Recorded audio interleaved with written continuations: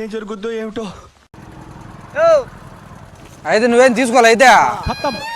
Bye bye tata. Few minutes later.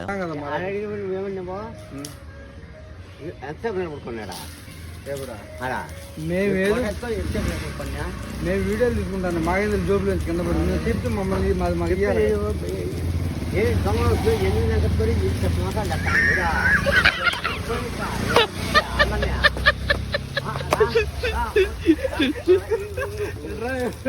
అది prank video కానీ రా.